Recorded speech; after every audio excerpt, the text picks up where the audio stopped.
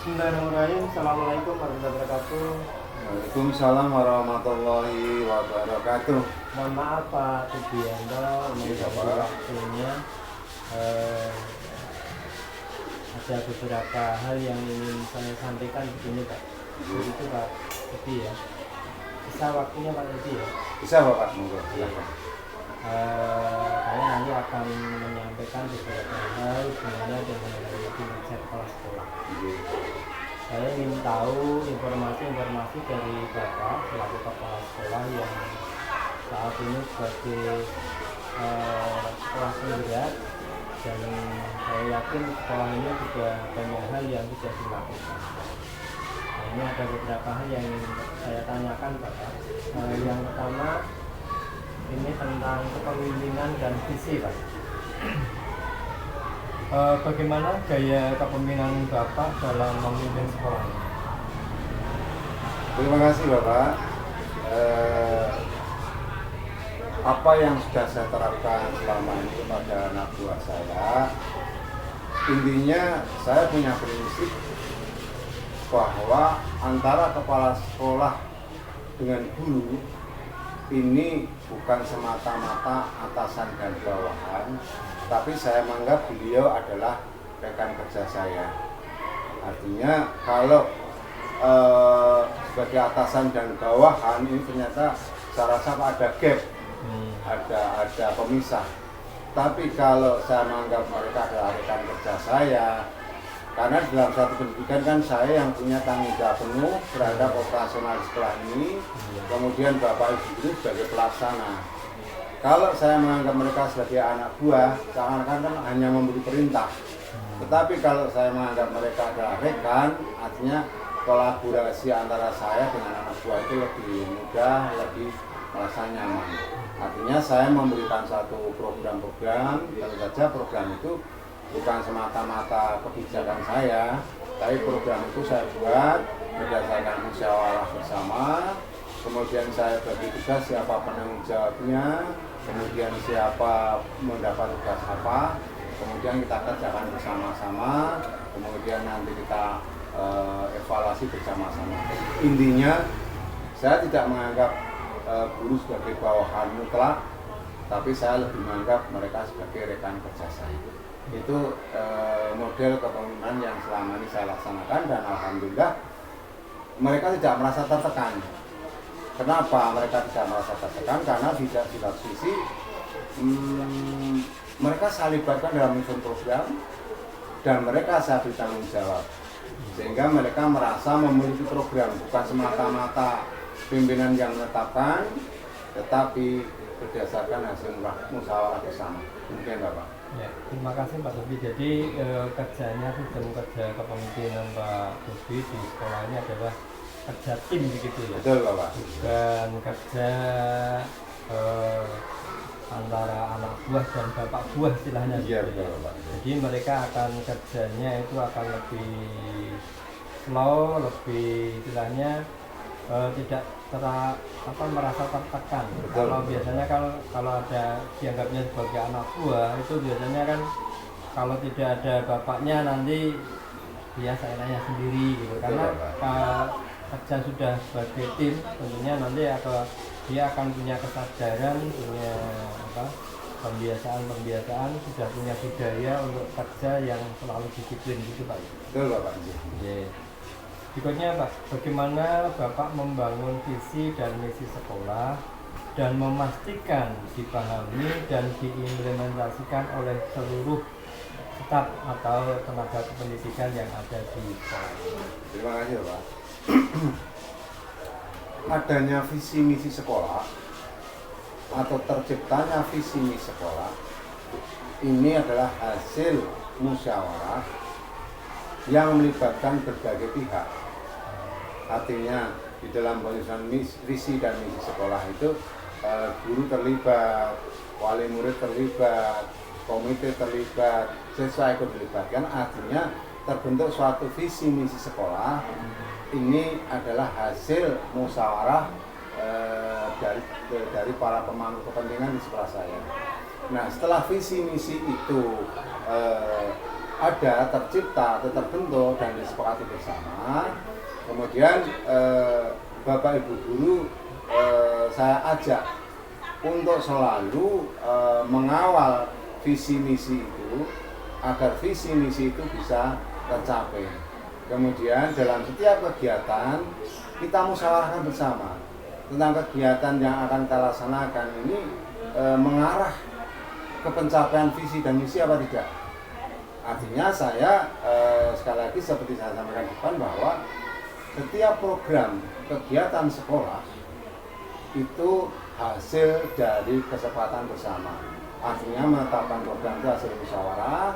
Kemudian dalam musyawarah tersebut juga saya sampaikan bahwa program tersebut sedapat mungkin harus mengacu pada capaian visi dan misi sekolah. Dan terus terang kami tidak hanya melaksanakan program kemudian tanpa evaluasi, tidak. Program dilaksanakan dan dievaluasi bersama tentang pelaksanaan program ini, dan setelah itu juga akan saya cross check ada perubahan yang dihasilkan dari program itu apa tidak. Kemudian perubahan program itu perubahan situasi setelah program itu dilaksanakan itu mengarah pada pencapaian misi dan visi yang ada apa tidak. Dan ini tidak hanya setahun sekali, tapi paling tidak minimal setiap semester saya selalu komunikasi dengan guru, kemudian kita evaluasi bersama tentang pelaksanaan program kegiatan dengan kesesuaian pencapaian visi dan misi sekolah kami. Demikian Bapak yang saya. Ya, terima kasih Pak. Jadi visi dan misi ini disampaikan kepada seluruh stakeholder yang ada di sekolah. Kemudian nanti di setiap akhir semester atau di akhir tahun ini Pak Todi melakukan evaluasi gitu ya. Betul, untuk mengetahui tingkat ketercapaian visi dan misi yang ada di sekolah. Betul, Pak. Kemudian Bapak, untuk selanjutnya bagaimana Bapak bisa melibatkan guru, staf, orang tua dalam pengambilan keputusan di sekolah? Terima kasih Bapak.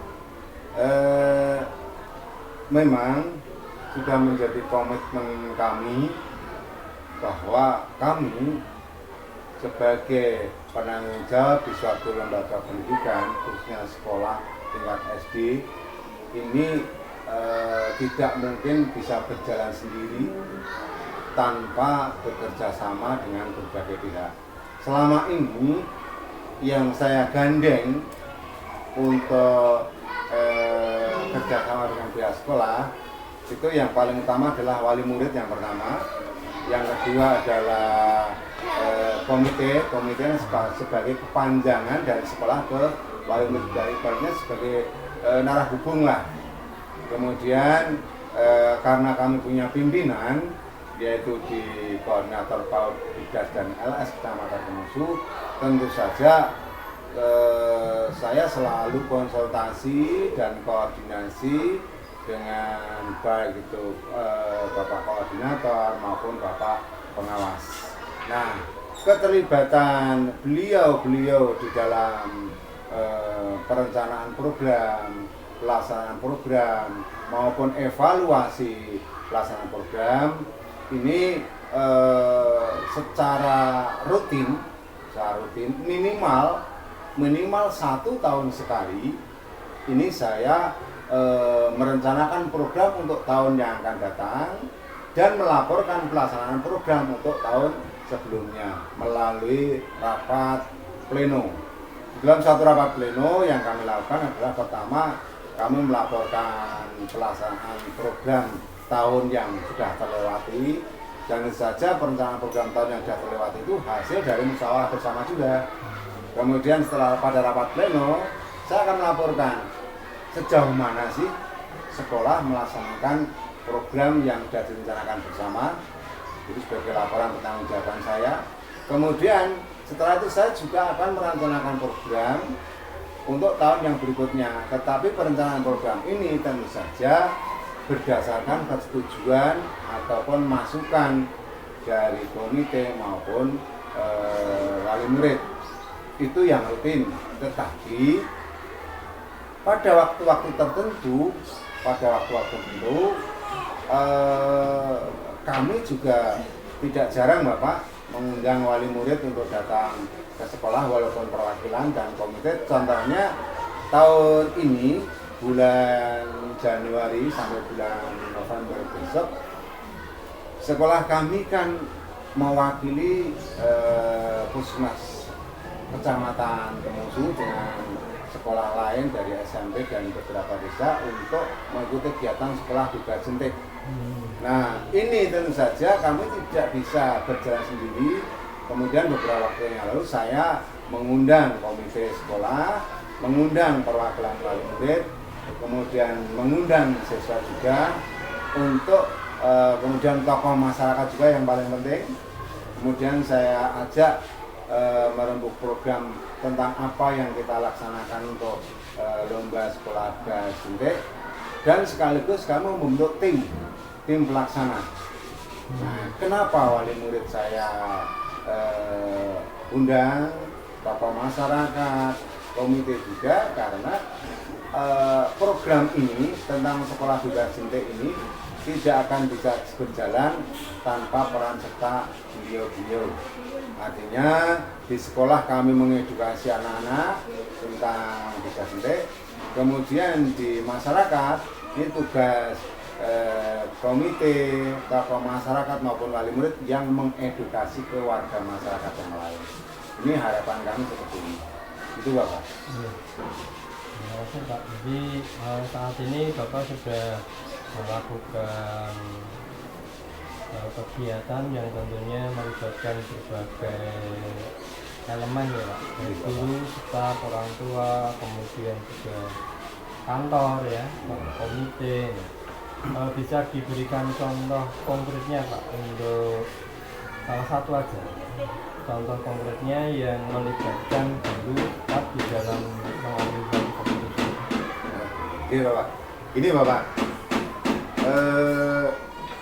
contohnya beberapa waktu yang lalu kami mengeksplor rapat pendidikan. Nah, di dalam rapat pendidikan itu ada beberapa capaian yang mengalami kenaikan, kemudian ada yang turun beberapa poin. Ini kami kan sepakat akan melakukan perencanaan berbasis data. Nah, kemudian Bapak Ibu guru saya ajak untuk mengeksplor rapat pendidikan, menunjukkan ini loh foto sekolah kita, ini loh rapor pendidikan yang kita capai. Nah, kemudian untuk memperbaiki rapor pendidikan ini kita harus melakukan perencanaan berbasis data dengan melaksanakan IRB, identifikasi, refleksi, dan benahi. Kita menentukan akar masalahnya bersama. Saya ajak bagaimana ini Bapak Ibu akar masalahnya. Kemudian refleksi dan benahi. Benahi ini kan berarti kita menentukan program. Nah, program apa yang akan kita susun. Kemudian ada penganggaran dan lain sebagainya, anggarannya berapa. Kemudian kita buat menjadi arkas. Nah, penyusunan arkas ini bukan semata-mata wewenang saya kepala sekolah, bendahara maupun operator, tetapi harus melibatkan bapak dan ibu guru, dan itu sudah saya laksanakan. Masing-masing guru mengusulkan rencana perbaikan apa yang dilaksanakan untuk perbaikan rapor pendidikan, dan sudah disepakati bersama dalam suatu arkas. Kemudian kita praktekkan. Kalau memang memerlukan belanja, kita anggarkan belanja. Kalau bisa langsung action kegiatan, dan alhamdulillah itu terlaksana di rapat pendidik. Kemudian kegiatan-kegiatan apa yang direncanakan awalnya sudah dilaksanakan, dan hasilnya ini walaupun belum saya eksplor lagi bersama Bapak Ibu guru, Tapi tadi saya sudah mengintip, membuka, ternyata rapor pendidikan di sekolah kami yang PBD-nya itu dimusyawarahkan bersama sekarang mengalami peningkatan. Ini contoh aksi yang betul-betul kami laksanakan selama ini yang melibatkan Bapak Ibu guru, pendidik dan tenaga pendidikan. Begitu Bapak. Terima kasih Pak Tubi telah memberikan contoh konkretnya. Jadi Pak Tubi di dalam membuat suatu program tadi dicontohkan adalah di dalam PBD ya, perencanaan berbasis data yang tentunya diambil dari rapor pendidikan.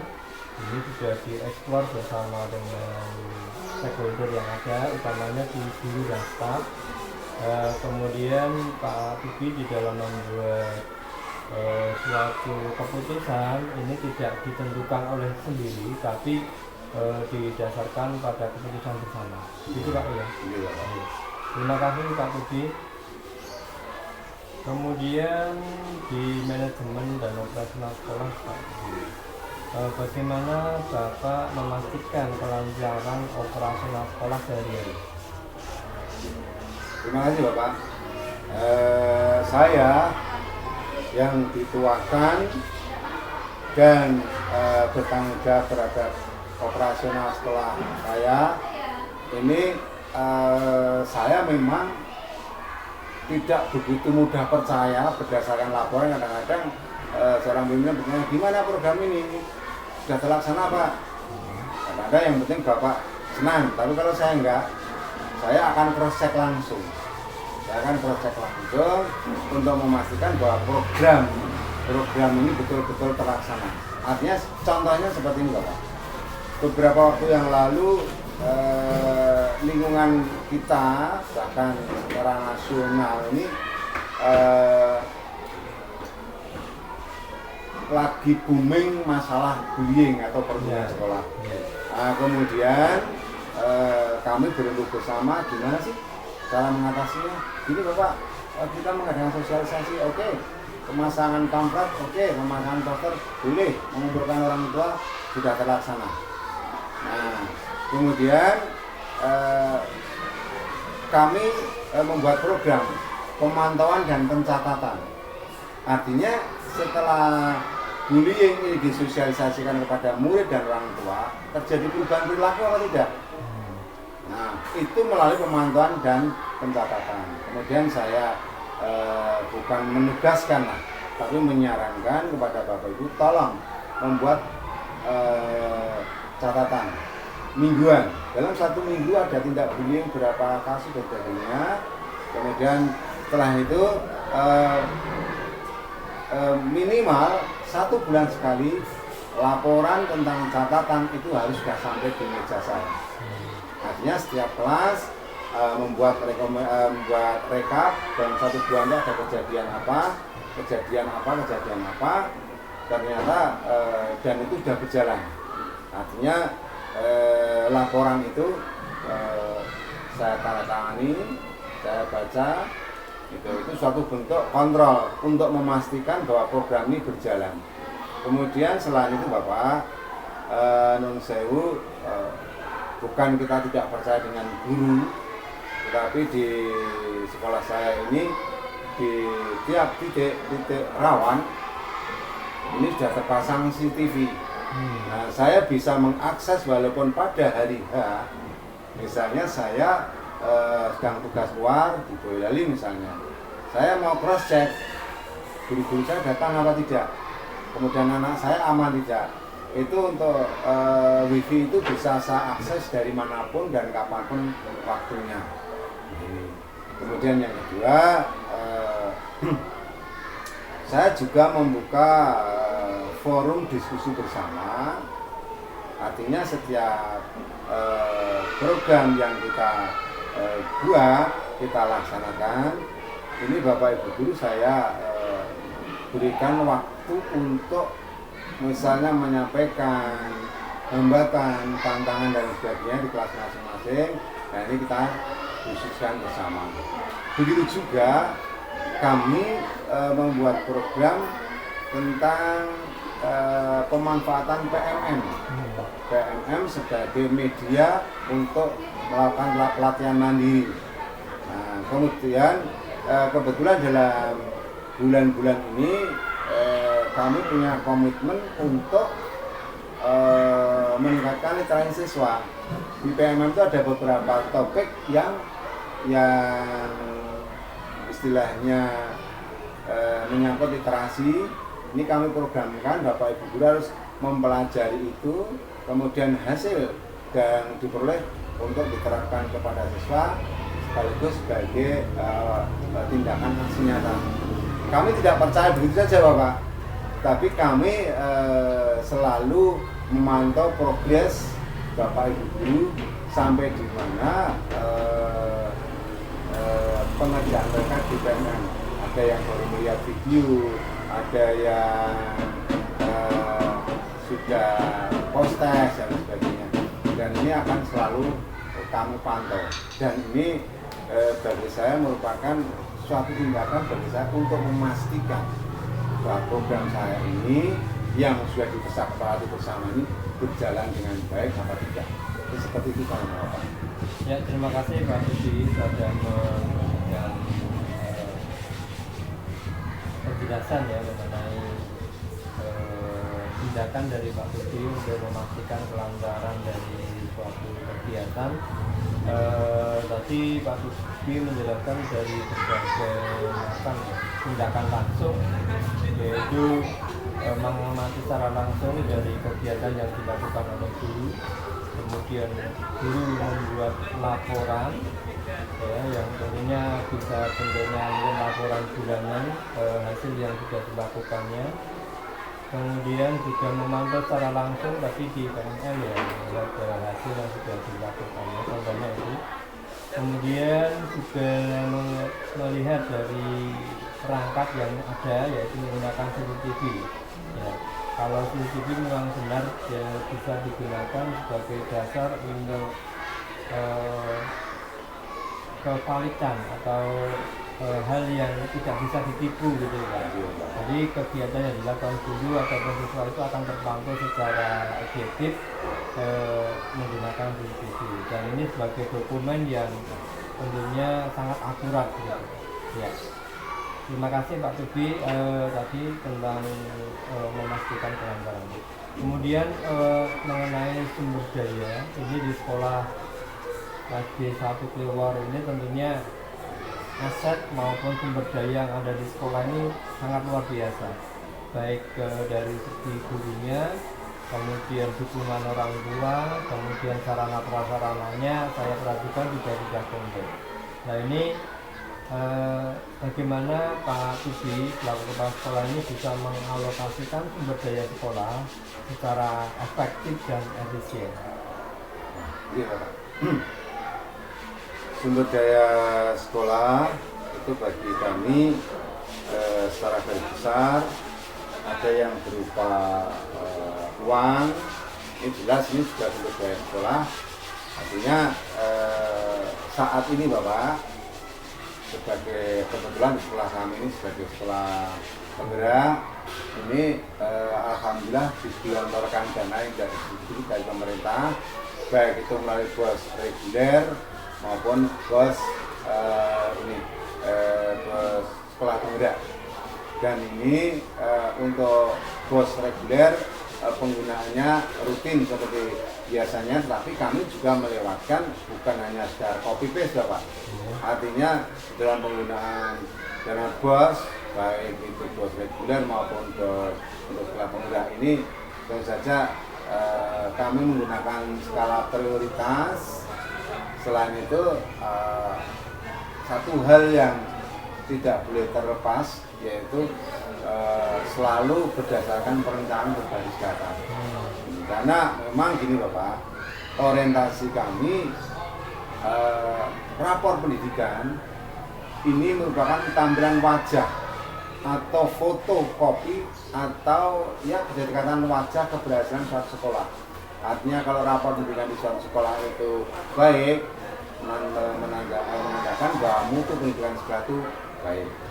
Itu yang mengenai penggunaan uang. Kemudian mengenai penggunaan pemanfaatan sumber daya yang ada, yang berupa atau orang, itu di tempat kami alhamdulillah Bapak, semua guru kami sudah berkualifikasi S1 sebagai modal dasar bagi penyelenggaraan ataupun pengajaran di sekolah kami. Ini sudah semuanya S1. Kemudian untuk sarana prasarana ini juga saya gunakan semaksimal mungkin, baik itu sarana prasarana seni budaya. Kami punya rebana, punya drum band, ini saya manfaatkan dengan sebaik-baiknya.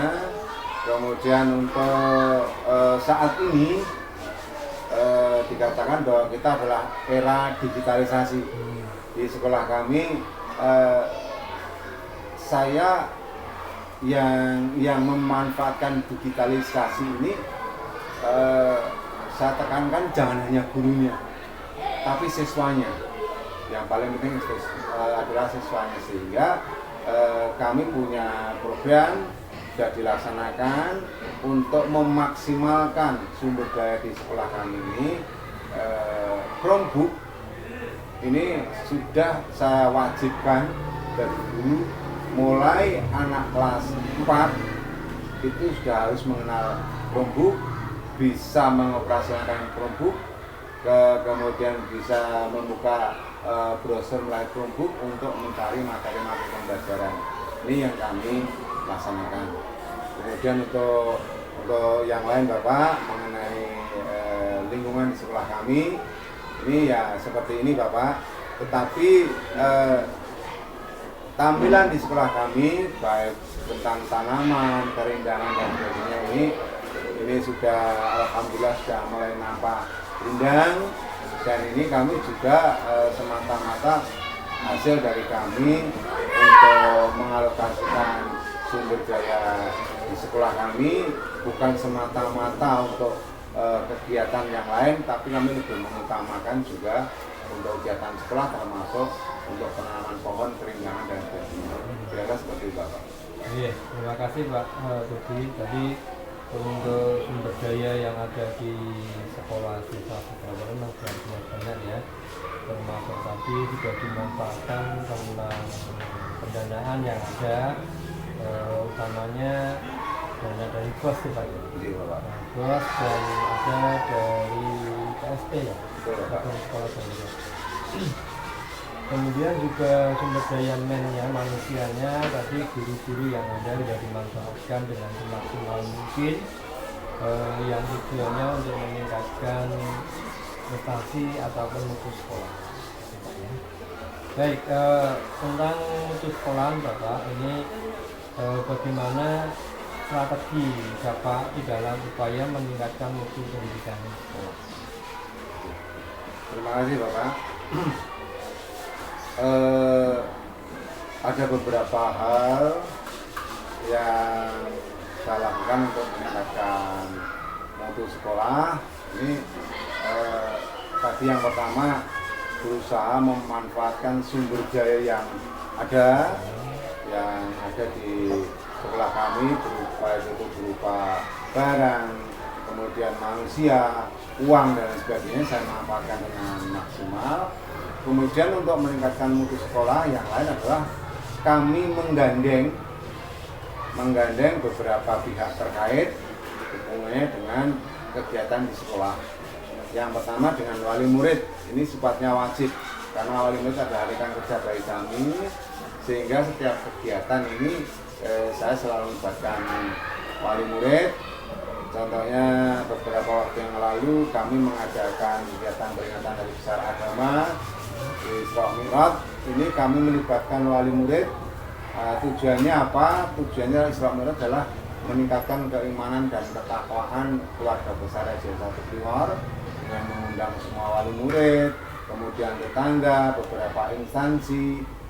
Ini hubungannya dengan material, ini kami tentu saja tidak bisa memenuhi sendiri.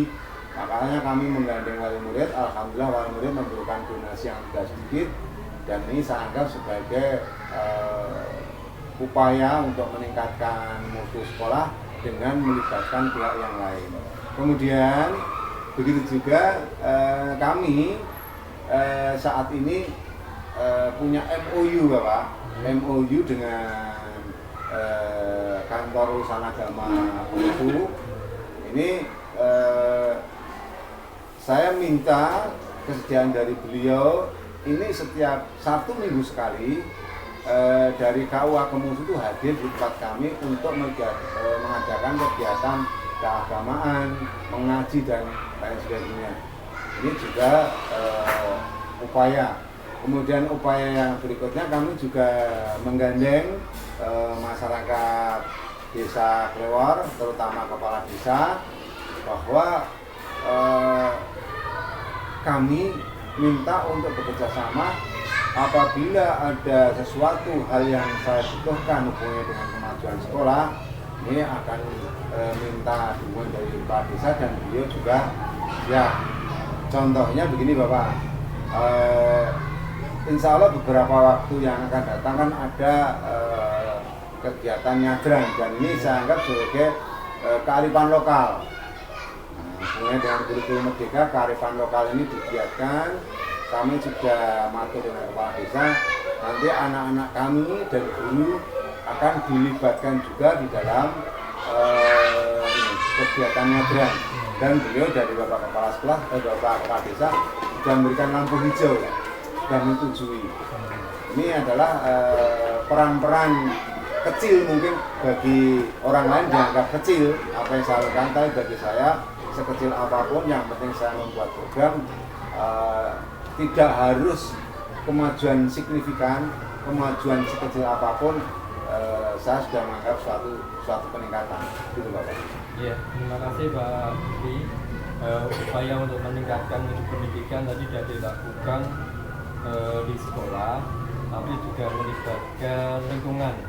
Termasuk tadi akan mengadakan kegiatan sarjana gitu ya. Terus bagaimana Bapak memastikan semua siswa ini mendapatkan pendidikan yang berkualitas dan sesuai dengan kebutuhan mereka? Terima kasih Bapak. Perlu saya sampaikan bahwa untuk tahun pelajaran 2023-2024 ini SDN 1 Klewor memiliki siswa sejumlah 113 siswa. Nah, bagi kami dari 113 siswa ini semuanya mempunyai hak yang sama untuk mendapat pelayanan pendidikan maupun perhatian dari sekolah. Nah, upaya kami dalam hal pembelajaran berulang kali saya menyampaikan kepada guru kelas bahwa kemampuan awal seorang siswa itu beda-beda. Makanya saya menyampaikan laksanakanlah pembelajaran berdiferensiasi sehingga kebutuhan siswa ini semua tentang belajar semua terpenuhi. Beliau guru-guru kelas juga sudah menyatakan sanggup, tapi sekali lagi untuk memastikan benar nggak mereka melaksanakan belajar diferensiasi ini, saya tidak percaya begitu saja, tetapi berkala saya berkeliling melihat situasi. Nah, misalnya kelas 1 ini dibagi menjadi 3 kelompok, mungkin dengan asumsi tiap kelompok ini mempunyai level yang berbeda-beda. Nah, ini saya lihat, kemudian sampai kelas yang lain juga seperti itu. Nah, ini saya anggap usaha kalau saya melaksanakan sendiri kan tidak mungkin karena tidak mengajar di kelas. Tapi saya punya kepanjangan tangan yaitu guru kelas. Ini yang memberikan pelayanan langsung pada siswa. Ini saya pastikan. Kemudian yang berikutnya Bapak, kami menyadari bahwa dari 113 siswa itu semuanya memiliki bakat dan minat yang berbeda-beda. Di sekolah kami bakat dan minat ini merupakan suatu potensi yang harus saya kembangkan. Nah, kemudian saya menyediakan berbagai kegiatan yang untuk istilahnya melayani bakat dan minat yang berbeda-beda. Bagi anak-anak yang punya bakat olahraga, di halaman depan kami ini sudah saya sediakan lapangan sepak takraw ini untuk mengakomodasi siswa-siswa yang punya hobi olahraga, karena bakat dan minat siswa kan juga harus terpenuhi menurut saya. Kemudian bagi yang punya bakat dan minat di bidang seni, kami juga sudah membuat suatu wadah, yaitu Rebana. Itu program kami dan sudah dilaksanakan awas bahasa, branding juga sudah ada.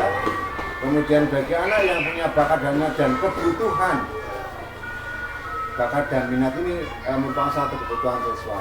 Tadi yang Bapak tanyakan kan untuk memenuhi kebutuhan siswa, ini kebutuhannya sudah saya cukupi. Untuk anak yang punya bakat di bidang IT, kami juga siap memberikan layanan. Bukan hanya layanan saja, tapi alat-alatnya sudah kami siapkan, dan guru-gurunya yang mumpuni seperti ada Mbak Santi, Mas Syafiq, kemudian Mbak Deni, itu mereka adalah orang-orang yang menguasai IT yang siap untuk membimbing anak-anak yang punya bakat dan minat seperti itu. Itu kira-kira seperti itu, Bapak. Ya, terima kasih Pak Lutfi. Jadi upaya untuk memenuhi kebutuhan siswa ini sudah dilakukan sesuai dengan kebutuhan mereka masing-masing, baik nanti di bidang akademis maupun bidang non akademisnya, begitu Pak ya. Terus kemudian ini tadi tentang siswanya, sekarang untuk gurunya Pak, bagaimana upaya Bapak dalam mendukung pengembangan profesional guru dan staf? Untuk upaya saya untuk meningkatkan kapasitas guru maupun staf, ini ada beberapa hal. Kalau dulu kan guru sering dikirim untuk mengikuti penataran, tapi saat ini kan sudah sangat jarang. Tetapi saat ini banyak sekali kegiatan-kegiatan yang sifatnya daring, baik itu melalui webinar ataupun praktek baik. Ini saya memberi saran, masukan, sekaligus memfasilitasi Bapak Ibu guru untuk kegiatan daring webinar. Dan ini di dalam webinar itu tentu saja mereka mendapatkan pengalaman-pengalaman tambahan, ilmu-ilmu tambahan, dan ini saya anggap mampu meningkatkan kapasitas guru. Kemudian yang berikutnya ada semacam platform yang pasti melayani guru untuk meningkatkan kapasitasnya, yaitu melalui PMM atau pelatihan mandiri, dan ini juga sudah saya sarankan. Kemudian selain itu, untuk mempelajari pelatihan mandiri ini saya sudah menyarankan untuk ada kolaborasi antar guru, sehingga kalau mempelajari satu topik itu tidak dipelajari sendirian, tapi dipelajari bersama, dipahami bersama. Bahkan nanti kalau mempraktekkan dalam bentuk aksi nyata pun mereka dapat berkolaborasi. Contohnya kemarin ini Bapak, untuk meningkatkan kemampuan guru di dalam penanganan tindak bullying, kemarin Bapak Ibu guru saya sarankan mempelajari satu topik tertentu, kemudian dipraktekkan dalam bentuk sosialisasi maupun tindakan di sekolah. Dan Bapak Ibu guru sudah memahami tentang apa itu bullying, bagaimana melaksanakan pencegahan korupsi dan sebagainya. Kemudian aksi nyata yang mereka buat ini diunggah ke dalam PNM, dan alhamdulillah semua sekolah guru di sekolah kami mendapatkan bonus sertifikat. Berarti itu bukan sertifikatnya, tapi artinya kalau sudah mendapatkan sertifikat diakui bahwa ada peningkatan kemampuan. Jadi itu. Kemudian yang kedua, untuk meningkatkan kemampuan guru juga di sekolah kami ada wadah khusus Bapak Ibu guru untuk berkumpul bersama melalui komunitas belajar Azure. Ini setiap saat secara berkala ini Bapak Ibu guru saya kumpulkan, kami menampung keluh kesah permasalahan di setiap kelas. Keluh kesah itulah nanti yang akan kita bahas bersama dalam komunitas belajar.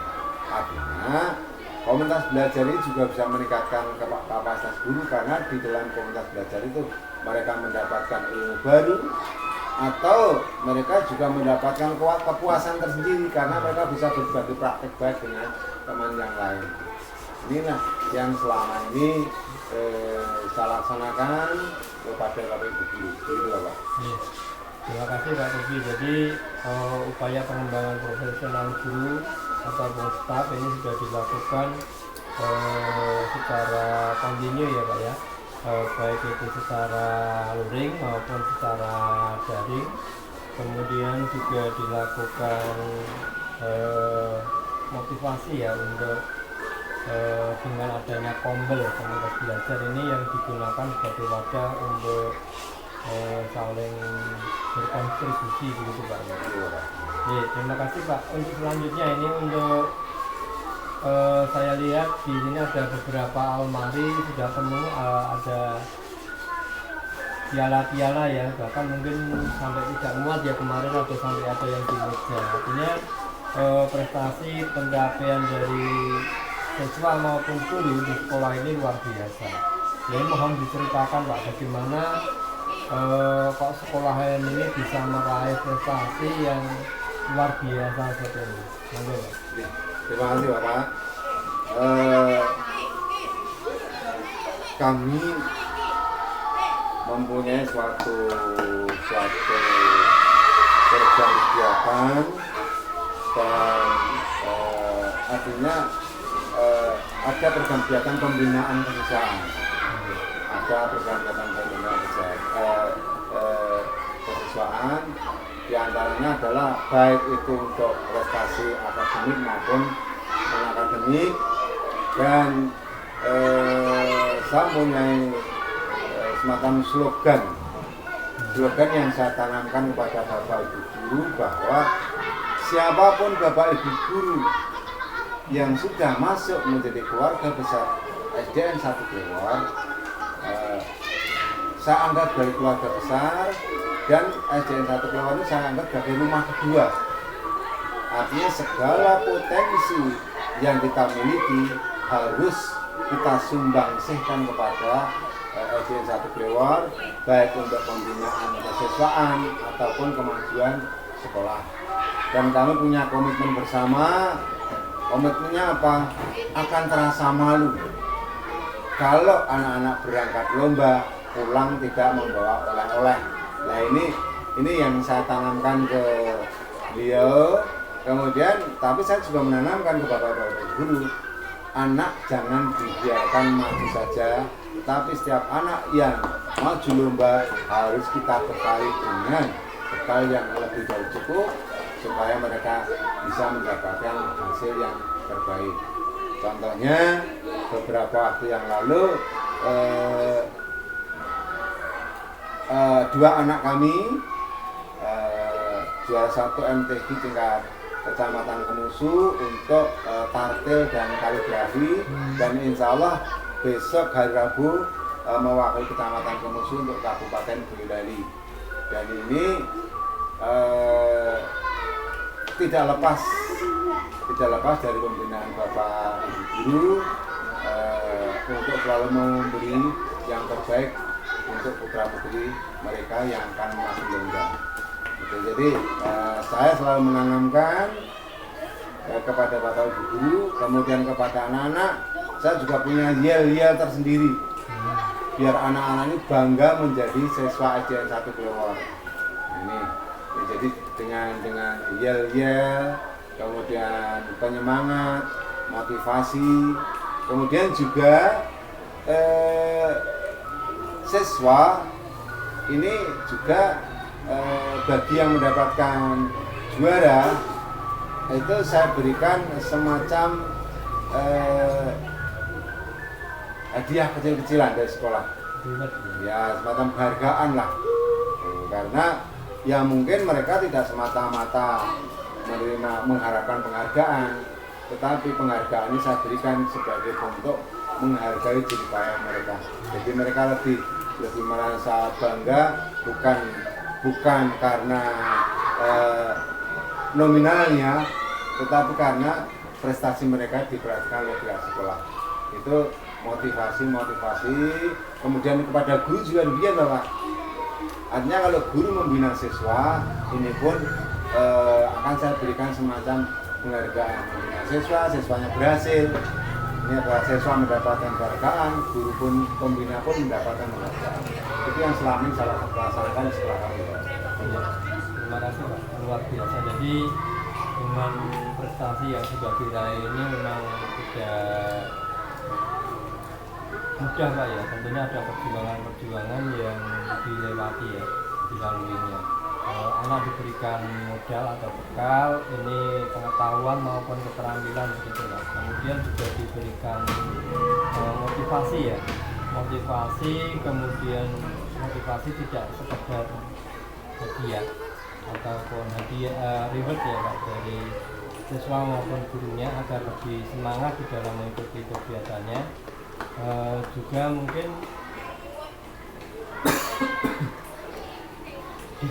diberikan perhatian khusus Pak ya, diberikan perhatian khusus kepada anak-anak yang sedang membaca. Mungkin untuk apa Pak perhatian khusus yang diberikan kepada anak agar lebih bermotivasi? Jadi tidak hanya sekedar bekal, tapi kalau tadi ada tartil Pak ya, tartil atau mungkin kaligrafi kan tentunya dibina, dibimbing gitu Pak. Kemudian untuk hal yang lebih memotivasi anak ini biar lebih semangat gitu, kira-kira hal apa Pak? Pak. Yang kami lakukan selain memberikan semacam reward atau penghargaan agar anak lebih termotivasi, yang jelas dorongan mental Pak, dorongan moral atau semacam motivasi untuk menimbulkan motivasi intrinsik dalam diri mereka. Sebab kalau penghargaan, reward itu kan kadang-kadang hanya eksternal, tapi yang paling penting adalah munculnya motivasi dalam diri siswa itu yang nggak mudah untuk kita bangkitkan. Artinya bagi siswa-siswa yang punya keahlian khusus, ini punya keterampilan khusus, ini kita beri dorongan, kemudian kita beri nasihat, kemudian kita beri gambaran tentang pencapaian mereka di masa depan apabila mereka menguasai bidang-bidang tersebut. Misalnya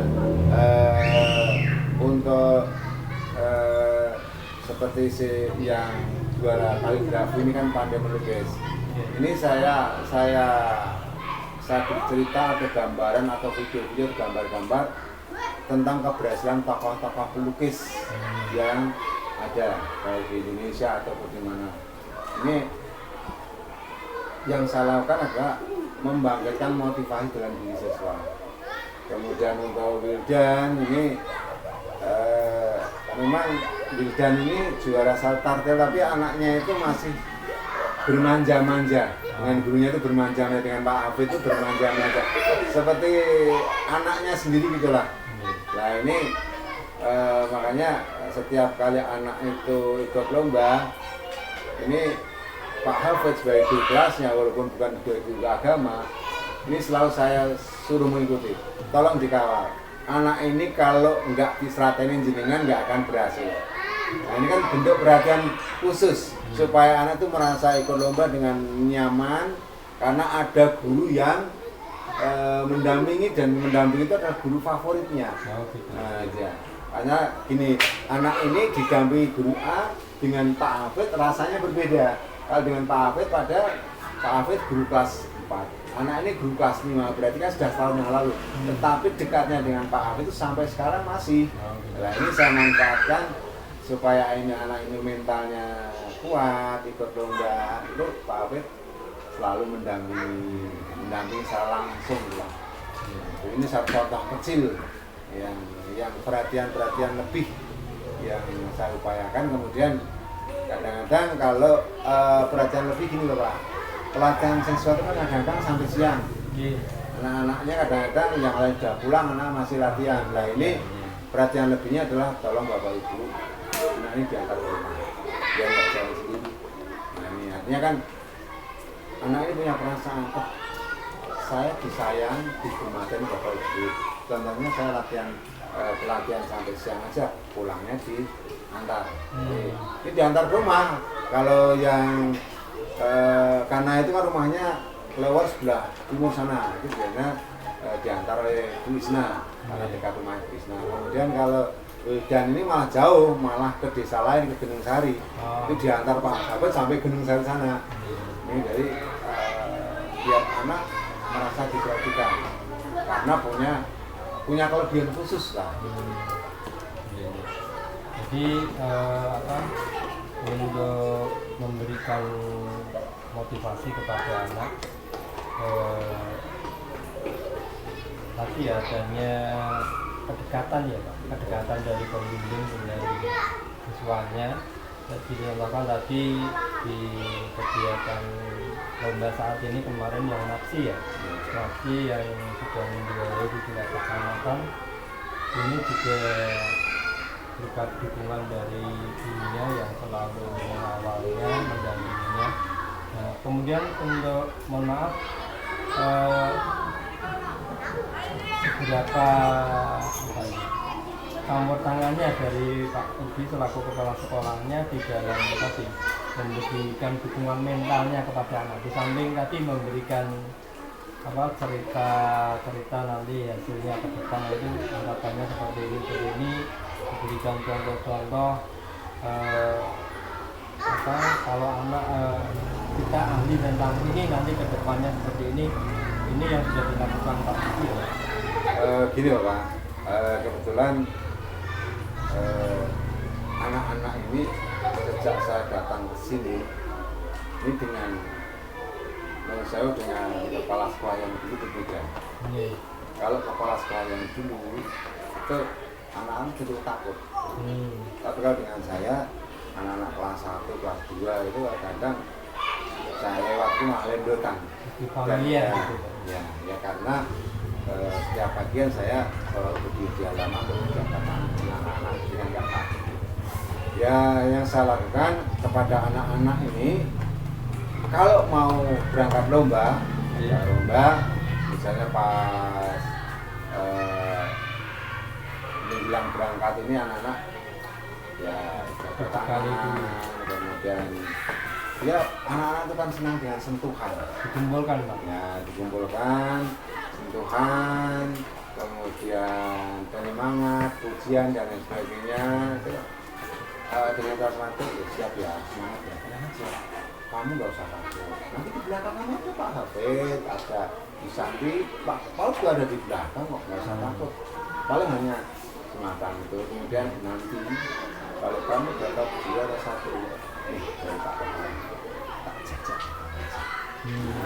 Semacam itu kan anak-anak merasa diperhatikan. Walaupun dari sekolah juga beri uang saku, tapi kan dengan kata-kata semacam itu kan anak menjadi terdorong, lebih mantap. Karena yang dibutuhkan anak dukungan mental.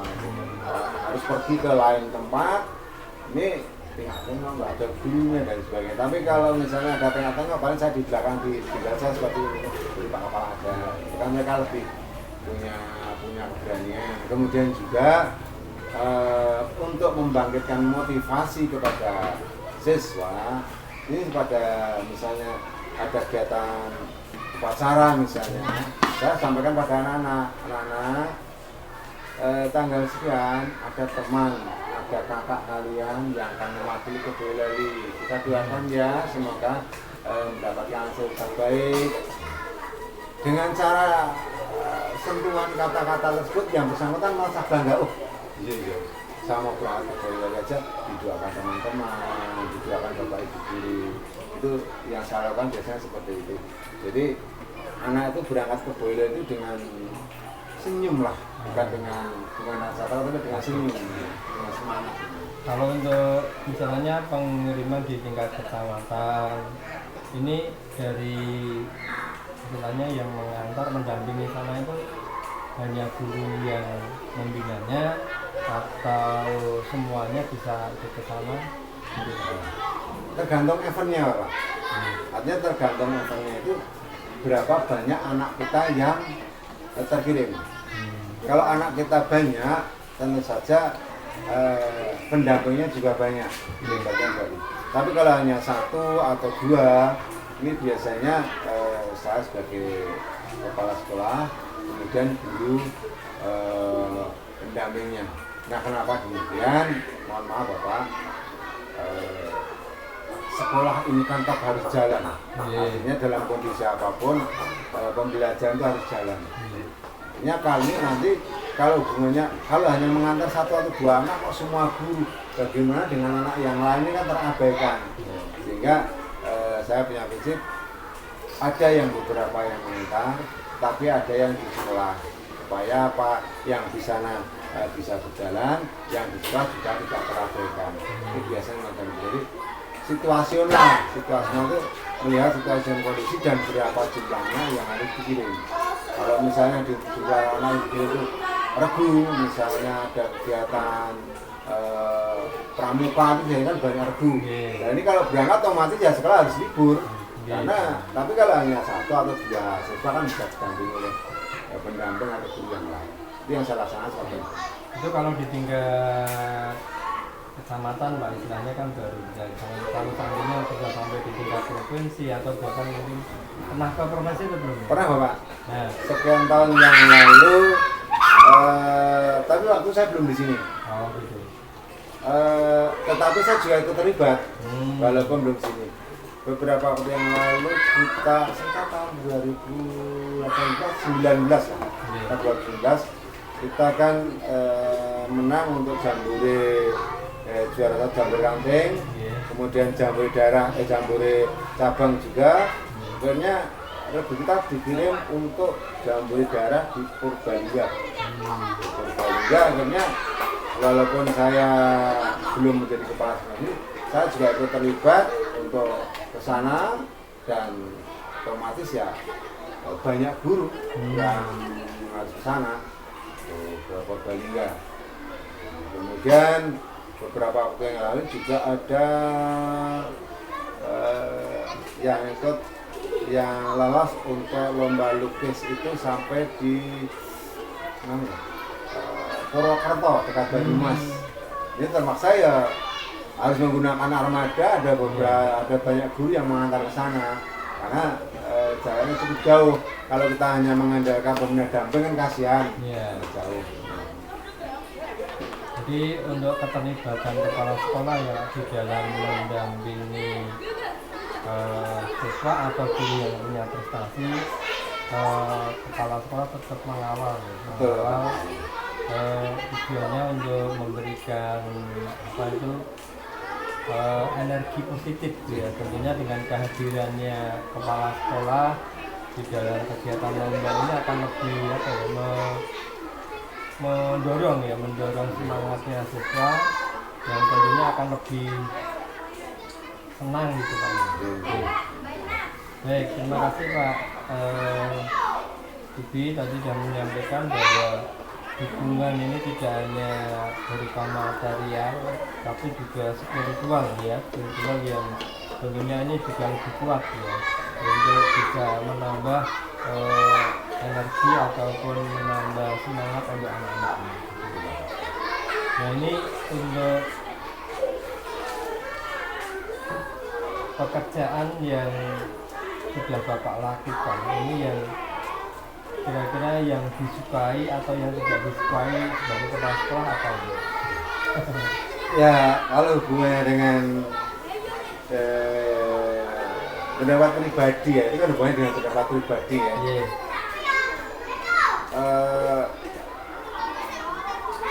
Itu hubungannya ini dengan istilahnya suka dan tidak suka, karena sudah menjadi pimpinan ya harus kita jalani.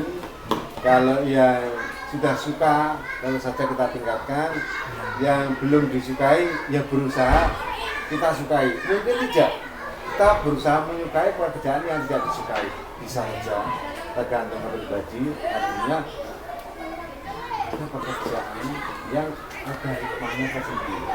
Artinya kalau kita tidak suka dengan satu pekerjaan, kita berpikir aja pasti ada hikmah di balik yang tidak disukai. Nah, ini adalah kita mencari hikmah dari pekerjaan yang tidak disukai itu sebenarnya apa? Hanya untuk membangkitkan motivasi intrinsik. Biasa nggak suka pekerjaan ini, tapi ada sisi positifnya. Ya lah, mau tidak mau harus suka. Nah, kemudian gimana ya Pak? Yang disukai banyak. Artinya dengan sebagai seorang kepala sekolah sejak awal,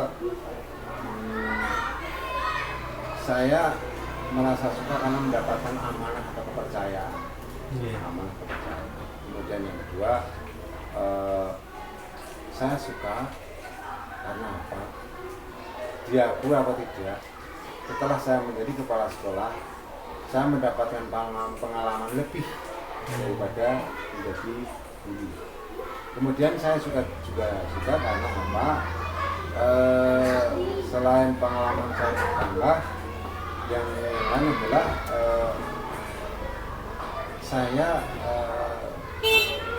bisa punya tanggung jawab, wewenang penuh, tapi sekaligus bisa kolaborasi dengan yang lain. Dalam kutip, tanda kutip, bukan pemerintah, kolaborasi, karena saya menganggap Bapak Ibu guru bukan dari bawahan, tapi dari rekan. Kalau saya bagi bawahan, berarti seorang atasan memerintah bawahan. Saya tidak suka memerintah, tapi kolaborasi bekerjasama. Itu yang hal-hal yang saya sukai. Yang tidak disukai, gimana ya? Yang tidak disukai,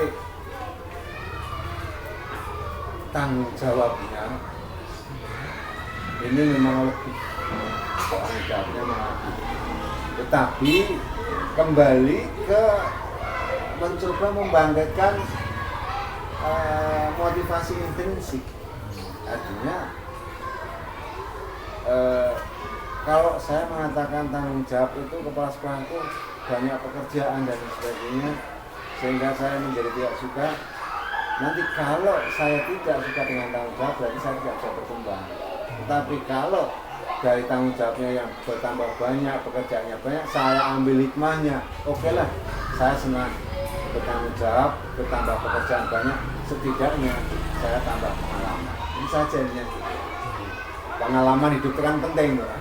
Betul. Terima kasih Pak Tudi. Kemudian untuk rencana kedepannya untuk sekolah ini kira-kira itu bagaimana? Ya gini Bapak, banyak PR, masih ada PR. Artinya PR itu harapan maupun rencana ke depan. Ini Bapak, yang pertama jelas saya ingin meningkatkan prestasi sekolah ini untuk lebih dan lebih, artinya meningkat. Harapan saya lagi, saya ingin mendapatkan pendidik dan tenaga pendidik yang mencukupi. Karena saat ini Bapak, untuk di sekolah kami, tenaga pendidikan di sekolah kami ini posisinya kalau secara linearitas, dilihat dari linearnya, itu ada yang belum linear. Artinya nggak linear, artinya guru-guru yang mestinya nggak mengajar kelas terpaksa mengajar kelas karena basicnya olahraga. Nah ini harapan kami ke depan, guru ini betul-betul mengajar sesuai dengan basicnya. Nah harapan kami kalau guru ini mengajar sesuai dengan basicnya, kalau guru kelas ya dari PGSD, guru kelas, olahraga juga tentunya, harapan kami kegiatan mereka itu lebih maksimal, itu harapan kami. Kemudian kami juga mengupayakan ke depannya sekolah ini ada hubungan yang semakin harmonis dengan wali murid. Artinya ke depan kami akan terus menggandeng wali murid di dalam membuat program sekolah maupun melaksanakan program sekolah. Karena saat ini memang hubungan wali murid sudah ada, tetapi saya anggap masih kurang maksimal. Dengan harapan kalau kami bisa menjalin hubungan dengan wali murid maupun tokoh-tokoh masyarakat, terutama yang merupakan alumnus atau sudah berhasil, ini saya harapkan nanti kita mendapat keuntungan, mendapat sumbangsih ataupun perhatian dari beliau-beliau yang dulu pernah sekolah di Islam. Berarti apa? Satu, menjalin hubungan dengan wali murid ke depannya. Kemudian yang keduanya adalah menjalin hubungan dengan alumnus sekolah kita ini. Karena banyak sebenarnya yang sudah berhasil, yang jadi dokter juga ada, pengusaha mebel juga ada, tapi kami belum sempat untuk mendekati satu persatu. Begitu Pak. Ya, terima kasih Pak Rudi. Jadi ke depannya Pak Rudi akan tetap selalu berusaha selalu meningkatkan kompetensinya, kemudian meningkatkan mutu sekolahnya, kemudian juga akan memanfaatkan atau merangkul alumnus yang tentunya sudah sukses di bidang-bidang tertentu, sehingga nanti bisa untuk membantu di dalam meningkatkan mutu sekolah. Kemudian Pak Rudi, ini untuk yang terakhir ini, bagaimana upaya memotivasi guru dan memberikan semangat agar menumbuhkan tadi ada rasa kekeluargaan, ya, tidak ada istilahnya anak buah atau bapak buah atau atasan dan bawahan gitu, tapi adanya kolaborasi yang juga Pak Rudi. Nah, ini bagaimana upayanya untuk membangun rasa kekeluargaan, bisa menciptakan kolaborasi yang benar-benar baik gitu Pak. Mungkin diajak untuk sekali waktu studi banding, atau mungkin studi baik atau mungkin diajak refreshing atau bagaimana Pak? Ya, upaya yang dilakukan Pak. Dari sekian itu sudah kami laksanakan. Artinya refreshing iyalah, minimal 1 kali dalam 1 tahun minimal.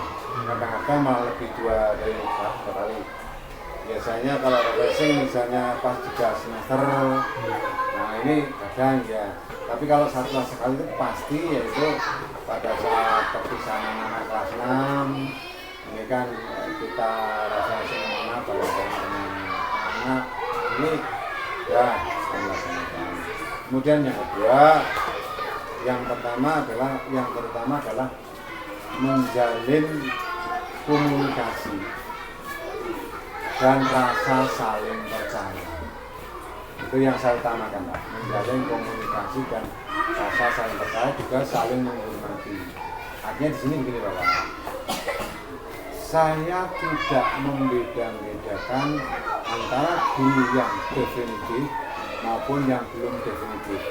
Artinya guru yang definitif maupun yang belum definitif itu saya berikan perhatian yang sama, saya berikan tugas dan tanggung jawab yang sama, atau memberikan kepercayaan yang sama. Artinya jangan sampai timbul rasa iri dalam hati, itu yang guru yang definitif diberi tugas ini saya malah nggak pernah diperhatikan. Nah ini jangan sampai. Artinya mereka mendapatkan keadilan atau perhatian yang sama. Kemudian adalah kegiatan sosial Bapak.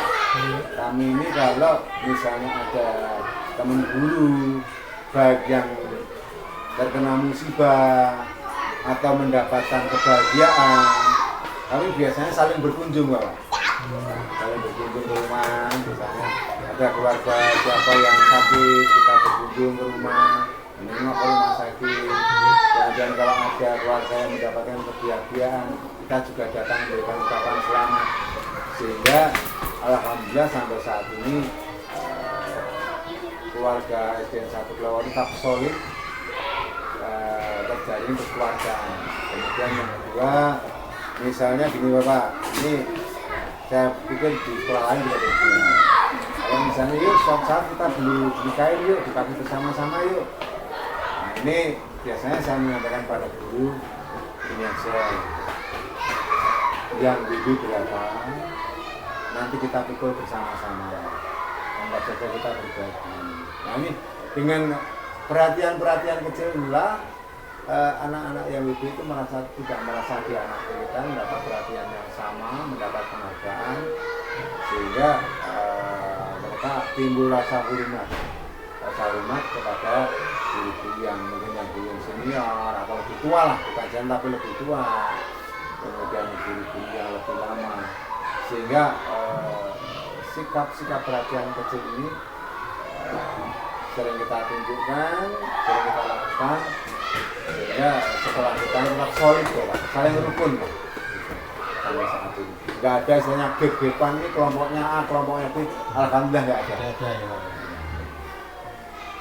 Terima kasih Pak Kubi yang telah memberikan penjelasan luar biasa dan tentunya memang benar-benar sudah dilakukan ya, karena terbukti juga memang dilihat dari prestasi siswanya, prestasi gurunya yang benar-benar bisa dilihat, bisa dirasakan, tidak hanya teori-teori saja, memang benar-benar dilakukan oleh seorang kepala sekolah yang profesional gitu. Sedikit saya sampaikan tentang sumber daya tadi yang sudah disampaikan oleh Pak Budi ini, bahwa sumber daya yang ada di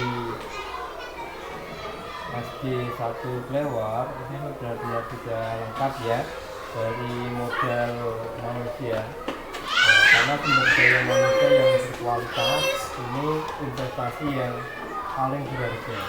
Di sini guru-gurunya punya banyak potensi ya, punya semangat untuk bekerja, kemudian siswa-siswanya yang juga banyak potensinya, ini perlu dukungan ya dari guru maupun kepala sekolah ataupun staf model yang ada.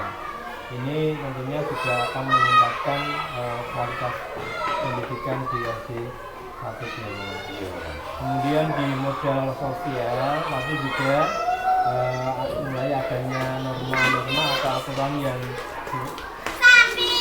mengikat atau untuk kepercayaan masyarakat kepada sekolah ini juga sudah terjalin dengan bagus ya.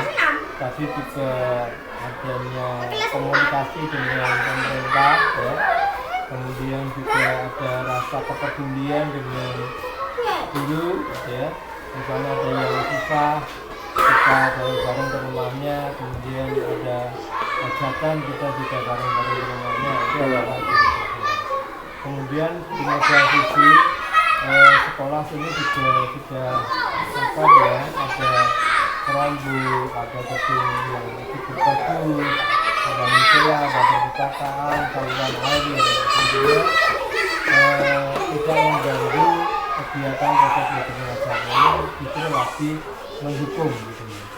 Kemudian di modal lingkungan ini juga adanya taman kebun sekolah, saya lihat di belakang juga ada, kemudian juga ada tanaman mangga, buah-buahan yang tentunya menghasilkan bisa dinikmati ya oleh semua warga sekolah. Kemudian juga di daerah sini, di daerah perkampungan, tentunya ini keamanan sekolah juga akan lebih terjaga. Kemudian di modal finansial ya, dukungan keuangan ini dari sekolah, sumbernya tidak hanya dari BOS tapi juga ada sumber lain, yaitu adanya dari PST, Program Sekolah Pemda. Kemudian juga ada partisipasi dari masyarakat ya, seperti kemarin dalam kegiatan Islam Miraj ya, ini juga ada infak ataupun sumbangan dari masyarakat yang mungkin tidak diduga oleh sekolah. Kemudian di modal politik, ya modal politik ini juga ada keterlibatan sosial. Tadi Bapak Kepala Sekolah sudah memberdayakan adanya atau bekerjasama dengan ya kelurahan, ya tadi meminta bahwa akan ada apa itu kegiatan kesabaran, ya ini juga penanaman karakter untuk anak sehingga pelayanan di bidang budaya ini juga bisa ketanamkan untuk anak. Kemudian juga sudah memanfaatkan apa UKS ya apa mas puskesmas ya, mengikuti lomba apa sekolah bebas Sendek. Nah ini secara ini juga sebagai modal politiknya gitu Pak. Tidak hanya bidang pendidikan saja, tapi juga melibatkan instansi-instansi yang ada di sekitar kita. Kemudian di model agama dan budaya ini juga sudah dilakukan. Contohnya tadi bekerja sama dengan pihak KUA ya, KUA ini untuk memberikan pembiasaan ataupun pelajaran tambahan mengenai ngaji ya gitu. Itu Pak, jadi untuk modal-modal yang sudah dilakukan atau yang ada di sekolah ini benar-benar sangat mendukung untuk kegiatan proses pembelajaran ataupun untuk peningkatan mutu pendidikan di SD 1 Jombang. Kemudian usaha-usaha yang sudah dilakukan oleh Pak Subi selaku kepala sekolah tadi sudah berupaya selaku pemimpin ini tidak menganggapnya sebagai atasan dan bawahan, tapi kita berkolaborasi secara kekeluargaan. Ini tentunya bisa lebih semangat di dalam bekerja gitu ya. Kalau biasanya kalau orang kerja di bangunan itu Pak ya, kalau tidak ada mandori, urine itu kadang kerjanya saya naik diri gitu. Karena dengan adanya prinsip dari Pak Subi tadi adanya kolaborasi secara kekeluargaan, ono kepalane ataupun tidak, mereka akan bekerja semaksimal mungkin. Kemudian untuk dukungan pendidikan ataupun kepada anak-anak yang memiliki prestasi ataupun guru yang berprestasi diberikan dukungan secara moral maupun material ya. Kalau material tadi sudah diberikan dukungan berupa reward, hadiah, uang atau mungkin diberikan sesuatu ini secara materinya. Kemudian secara moralnya tentunya juga diberikan bimbingan, kemudian juga diberikan arahan, diberikan saran, gambaran gitu ya. Kemudian juga didampingi Pak. Ini didampingi tadi menurut Pak Subi kan didampingi itu sudah memberikan aura yang tersendiri. Diberikan pendampingan ini akan lebih menyemangati tersendiri. Jadi Pak Subi tadi hanya dilihat dari jendela memberikan lambaian tangan ini sudah memberikan motivasi tersendiri bagi anak gitu. Nah ini luar biasa dan memang benar sudah terbukti dilihat dari prestasi pialanya ya, kemudian kegiatan kesehariannya sudah nampak ya. Saya kira demikian Pak Subi, terima kasih sudah memberikan informasi-informasi, penjelasan tentang kinerja kepala sekolah yang tentunya harapan nanti sekolah ini semakin meningkat ya, semakin bisa maju lagi. Teman-teman untuk yang berkolaborasi ini bisa semakin semangat, semakin bagus sekali di dalam kegiatan kolaborasi ini. Terima kasih Pak Subi. Dari saya mungkin ada sesuatu yang ingin disampaikan Pak Subi, silakan. Terima kasih Bapak. Saya hanya karena saat ini panjenengan adalah pembimbing saya, pendamping saya, artinya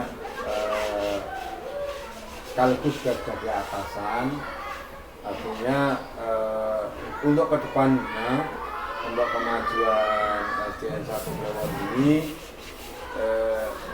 mohon maaf kami tidak akan segan-segan untuk sowan panjenengan, mohon bimbingan, mohon arahan demi kemajuan di sekolah kami. Artinya mungkin Bapak akan semakin direpotkan dengan banyak pertanyaan, banyak mohon untuk dibimbing. Kami mohon Bapak tidak berkeberatan untuk selalu mendampingi, mengawasi dan bimbing kami di sekolah. Demikian Bapak. Ya, terima kasih Pak Budi. Memang itu tugas dan kewajiban saya untuk bisa mendampingi sekolah. Ya, mudah-mudahan kita nanti saling berbagi ya Pak, saling membantu. Ya. Demikian Pak Budi, kita akhiri dan terima kasih sekali untuk segala sesuatunya. Dan saya cukup sekian, saya akhiri. Assalamualaikum warahmatullahi wabarakatuh. Waalaikumsalam warahmatullahi wabarakatuh. Dengan nama Ya.